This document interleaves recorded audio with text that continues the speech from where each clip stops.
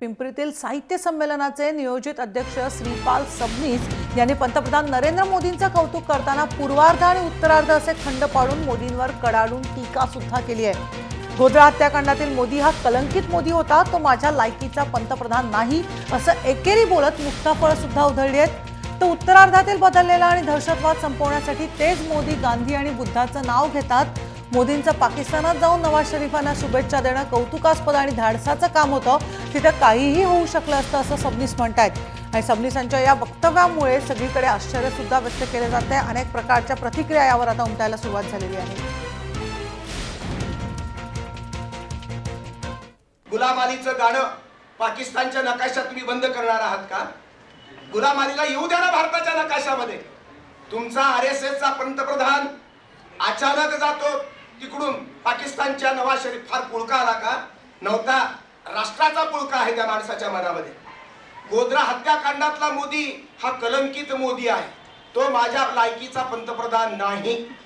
पण उत्तरार्धातला मोदी जो आहे आजचा पंतप्रधान, गांधींचं नाव घेतो, काँग्रेसला गांधी वंदनीय आहे, बुद्धाचं नाव घेतो, बुद्ध गांधीची बेरीज करून जर संबंध परराष्ट्रातला इसिसचा, बगदादीचा संबंध, दहशतवाद आणि संबंध सर्व प्रकारचा दहशतवाद जर नष्ट करण्यासाठी तो मुस्लिम राष्ट्रांची 34 मुस्लिम राष्ट्राची आघाडी तयार करण्यास मोदी जर भाग पाडतो, अमेरिकेची मैत्री करतो, चीनची मैत्री करतो, सगळीकडे कोंबलत फिरतो, पण गांधी आणि बुद्धाचं नाव घेतो, असा पंतप्रधान राष्ट्रवादी आहे की नाही? आणि हा पंतप्रधान आम्हाला जर तो पंतप्रधान नवाज शरीफच्या जर जन्मदिवशी गेला, हातामध्ये संबंध शीर घेऊन गेला, मरायची लक्षणं आहेत, हाफिज सईद तिथे आहे, दाऊद इब्राहिम तिथे आहे, दहशतवादाचे अड्डे पाकिस्तानात आहेत, कुणाचीही गोळी, कुणाचाही बॉम्बगोळा जर पडला असता तर नरेंद्र मोदी एका दिवसात संपला असता आणि पाडगावकरांच्या अगोदरच आपल्याला मोदींचा संबंध इथे शोकची सभा घ्यावी लागली असती। आता गंभीर वक्तव्य श्रीपाल सबनीस यांनी केलेले आहेत। पिंपरी चिंचवडचे आमचे प्रतिनिधी गणेश दुधम आपल्याबरोबर आहेत। गणेश, आपण बघतोय एकीकडे मोदींचं कौतुक करताना पण चांगलीच टीका सुद्धा त्यांनी केलेली आहे। पूर्वार्ध आणि उत्तरार्ध अशा दोन भागात त्यांनी मोदींचे खंड पाडलेले आहेत। आपण बघतोय कशा प्रकारच्या प्रतिक्रिया या भाषणानंतर उमटल्या तिथे। मनोश्री, हा बोला। सबनीस यांनी केलेलं वक्तव्य त्यानंतर पिंपरी चिंचवडमध्ये पण अशा स्वरूपाच्या प्रतिक्रिया उमटल्या आहेत व त्यांनी हे असं वक्तव्य कसं केलं, ही जी मुक्ताफळं उधळली ती का उधळली, त्यामागचं आता याबद्दलच आता चर्चा होत आहे पिंपरी चिंचवडमध्ये।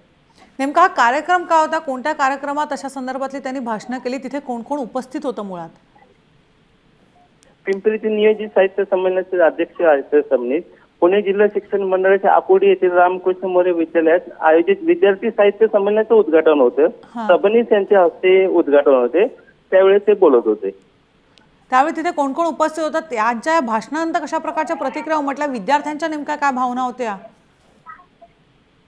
त्यानंतर विद्यार्थ्यांनी तर काय भावना नाही केल्या, पण बाकीचे जे वक्ते होते त्यामध्ये थोडी कुजबूज वगैरे चालू होती त्यांच्या या वक्तव्यानंतर। धन्यवाद गणेश, माहितीबद्दल। आपण बघतोय एक मुक्ताफळ श्रीपाल सबनीस यांनी विद्यार्थी साहित्य संमेलनात पिंपरी चिंचवडच्या भाषणादरम्यान आपल्याला बघायला मिळतात। पिंपरीतील साहित्य संमेलनाचे नियोजित अध्यक्ष आहेत श्रीपाल सबनीस यांनी पंतप्रधान नरेंद्र मोदींचं कौतुक तर केलं, पण त्याबरोबर पूर्वार्ध आणि उत्तरार्ध असे खंड पाडून मोदींवर एका प्रकारे टीका सुद्धा केलेली आहे। चक्क गोध्रा हत्याकांडातील मोदी हा कलंकित मोदी होता असं त्यांनी वक्तव्य केलेलं आहे। मोदींचा एकेरी उल्लेख सुद्धा त्यांनी केलेला आहे आणि त्यांनी चक्क तो माझ्या लायकीचा पंतप्रधान नाही असं एकेरी बोलत त्यांनी ही मुक्ताफळं उधळलेली आहेत। तर दुसरीकडे त्यांनी उत्तरार्धातील बदललेला आणि दहशतवाद संपवण्यासाठी तेच मोदी गांधी आणि बुद्धांचं नाव घेतात। मोदींचा पाकिस्तानात जाऊन नवाज शरीफांना शुभेच्छा देणं त्यांना कौतुकास्पद आणि धाडसाचं वाटतं असं सुद्धा त्यांनी म्हटलेलं आहे।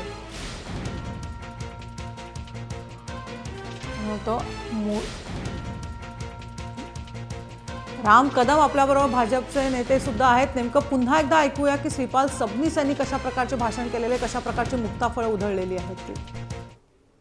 गुलाम अलीचं गाणं पाकिस्तानच्या नकाशात तुम्ही बंद करणार आहात का? गुलाम अलीला येऊ द्या ना भारताच्या नकाशामध्ये। तुमचा आरएसएसचा पंतप्रधान अचानक जातो तिकडून पाकिस्तानच्या नवाज शरीफ, फार पुळका आला का? नव्हता, राष्ट्राचा पुळका आहे त्या माणसाच्या मनामध्ये। गोध्रा हत्याकांडातला मोदी हा कलंकित मोदी आहे, तो माझ्या लायकीचा पंतप्रधान नाही। पण उत्तरार्धातला मोदी जो आहे आजचा पंतप्रधान गांधींचं नाव घेतो. काँग्रेसला गांधी वंदनीय आहे, बुद्धाचं नाव घेतो. बुद्ध गांधीची बेरीज करून जर संबंध परराष्ट्रातला इसिसचा बगदादीचा संबंध दहशतवाद आणि संबंध सर्व प्रकारचा दहशतवाद जर नष्ट करण्यासाठी तो मुस्लिम राष्ट्रांची 34 मुस्लिम राष्ट्राची आघाडी तयार करण्यास मोदी जर भाग पाडतो, अमेरिकेची मैत्री करतो, चीनची मैत्री करतो, सगळीकडे कोंबलत फिरतो, पण गांधी आणि बुद्धाचं नाव घेतो, असा पंतप्रधान राष्ट्रवादी आहे की नाही? आणि हा पंतप्रधान आम्हाला जर तो पंतप्रधान नवाज शरीफच्या जर जन्मदिवशी गेला, हातामध्ये संबंध शीर घेऊन गेला, मरायची लक्षणं आहेत. हाफिज सईद तिथे आहे, दाऊद इब्राहिम तिथे आहे, दहशतवादाचे अड्डे पाकिस्तानात आहेत. कुणाचीही गोळी, कुणाचाही बॉम्बगोळा जर पडला असता तर नरेंद्र मोदी एका दिवसात संपला असता आणि पाडगावकरांच्या अगोदरच आपल्याला मोदींचा संबंध इथे शोकची सभा घ्यावी लागली असती. श्रीपाल सबनीसांची आपण ही मुक्ताफळं ऐकलेली आहेत, काय काय वक्तव्य त्यांनी केलीत आपण ऐकलेली आहेत. आपल्याबरोबर भाजप नेते राम कदम आपल्याबरोबर आहेत. राम कदम, जे आपण बघतो एकीकडे श्रीपाल सबनीस यांनी मोदींचा एकेरी उल्लेख तर केलाच, पण त्याचबरोबर गोध्रा हत्याकांडातल्या कलंकित मोदी म्हणताबरोबर दुसरीकडे त्यांनी अगदी पाकिस्तानात नरेंद्र मोदी गेले हे त्यांचं धाडसच असं कौतुक सुद्धा केलेलं आहे. काय नेमकं आपली प्रतिक्रिया आहे त्यांच्या भाषणावर? काय आता संसदेने आपल्याकडे संविधानामध्ये प्रत्येकाला अभिव्यक्तीचं स्वातंत्र्य दिलेलं आहे आणि श्रीपाल सबनीस सारखा ज्येष्ठ साहित्यिक ते बोलत असताना पंतप्रधानांविषयी एकेरी शब्दात तर ते नसते बोलले तर सगळ्याच भारतीयांना आनंद वाटला असता, अभिमान वाटला असता. शेवटी तसं त्यांनी मत मांडले, पण एकेरी भाषेमध्ये उल्लेख जर त्यांनी टाळला असता तर ते अधिक बरं झालं असतं. कारण शेवटी साहित्यिकांकडे पूर्ण समाज हा मराठी सारस्वताचे पुजारी आहेत या भूमिकेतून पूर्ण समाज पाहत असतो आणि मग एका ज्येष्ठ साहित्यिकाकडूनच जर अशा पद्धतीनं जर उद्गार निघत असतील तर माझ्यासारख्या कार्यकर्त्याला स्वाभाविकपणे दुःख होणं क्रमप्राप्त आहे. पण तरी सुद्धा त्यांनी जर पूर्ण आपण जर भाषण जर पाहिलं तर त्या भाषणामध्ये त्यांनी शेवटच्या भागामध्ये मोदींचं कौतुकच केलेलं आहे. कारण सातत्यानं आपण जर मागच्या काही कालखंडामध्ये पाहिलं असेल तर काँग्रेसकडून जो विखारी जो दुष्प्रचार मोदीजींबाबत केला जात होता, आता समाजाच्या विविध घटकांमधून मोदी जे करतायत ते देशासाठी चांगलंच करतायत असं देखील यांच्या वक्तव्यातून आलेलं आहे. धन्यवाद राम कदमच्या आमच्याशी बोलल्यावर. आपल्यावर आशिष शेलार सुद्धा. आशिष शेलारजी, तुम्ही जर त्यांचं हे भाषण ऐकलं असेल तर तुम्हाला कळेल की गोध्रा हत्याकांडाचा सुद्धा उल्लेख केलेला आहे. यामध्ये मोदी कलंकित होता असं त्यांनी म्हटलेलं आहे. एक प्रकारे एकेरी उल्लेख तर केलाच आहे, त्याचबरोबर तो माझ्या लायकीचा पंतप्रधान नव्हता असं एकेरी बोलत त्यांनी ही मुक्ताफळं उधळलेली आहेत.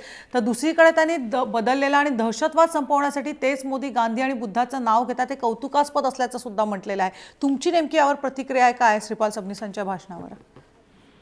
मला वाटतं सन्माननीय राम कदम यांनी अतिशय उचित प्रतिक्रिया दिलेली आहे.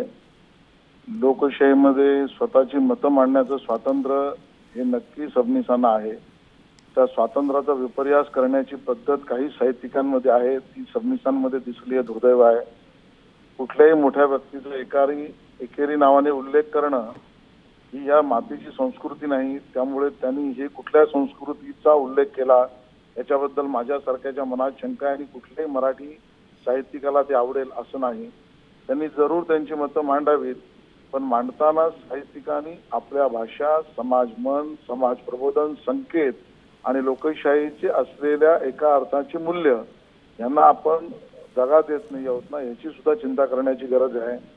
आणि त्यामुळे ह्या सगळ्या पार्श्वभूमीवर ते कमी बोलले असते किंवा नाही बोलले असते तरी चालतं. आणि पण आशिष शेलारजी, सबनीसांनी हे अशा प्रकारची जी वक्तव्य केली आहेत त्यावर भाजपकडनं त्यांचा निषेध करण्यात येणार आहे का? मग मुद्दा असा निषेधाचा नाही, प्रत्येकाला मांडायचा मुद्दा आहे. साहित्यिकांनी साहित्याबद्दल बोलावं असं काही नाही, पण साहित्यिकांनी राजकारणावर जरूर बोलावं. पण मग राजकारणावर बोलल्यावर राजकीय उत्तर मिळाल्यावर आम्हाला अभिव्यक्ती स्वातंत्र्य आमचं कुठे गेलं अशी बोंब मारू नये. त्यामुळे आपण साहित्यिक आहोत, आपल्याला सर्व बाबीवर बोलायचा अधिकार आहे. पण जेव्हा आपण राजकारणावर बोलू त्यावेळेला राजकीय उत्तर त्याला मिळाल्यावर बघा आम्हाला कसे बोलतात असं म्हणू नये. धन्यवाद आशिष शेलारजी, तुमची प्रतिक्रिया दिल्याबद्दल. आपण फक्त श्रीपाल सबनीसांनी ज्या प्रकारे भाषण केलेलं आहे, ज्या प्रकारे मोदींचा उल्लेख केलेला आहे, त्यावरनं कुजबुज सुरू झालेली आहे, त्याबद्दल प्रतिक्रियासुद्धा उमटायला लागलेली आहेत. अशा प्रकारे जरी त्यांना भाषण स्वातंत्र्य असलं, प्रत्येकाला वैयक्तिक स्वातंत्र्य असलं तरी कोणत्या पदाचा त्यांनी मान ठेवावा ही मात्र प्रतिक्रिया आता भाजपकडनं निश्चित उमटताना दिसते.